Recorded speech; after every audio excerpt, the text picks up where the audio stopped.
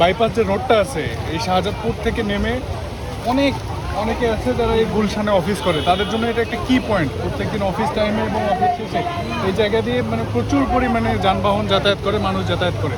তো এখন এই রাস্তাটা ভেঙে যাওয়ার কারণে এই মানুষেরা এখান থেকে মানে যেতে পারছে না, হেঁটে পার হতে হচ্ছে।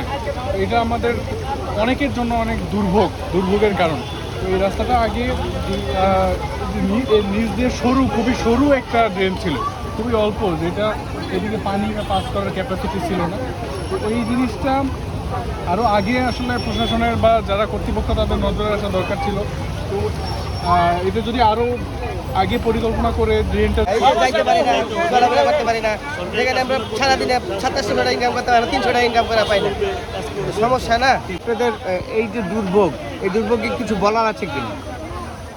দুর্ভোগ তো আমাদেরকে করতেই হচ্ছে, বহন করতেই হচ্ছে, এটা আর কি বলবো, দুর্ভোগ আমাদেরকে নিয়েই যেতে হবে, এরকমটাই আর কি।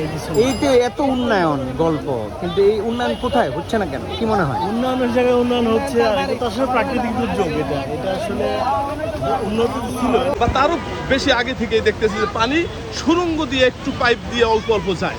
সেই নজরে কিন্তু এই জিনিসটা কিন্তু সরকারের অনেক আগেরই তাদের এই নজরে ছিল, কিন্তু এই পদক্ষেপটা কোনো সরকার যে নিল না।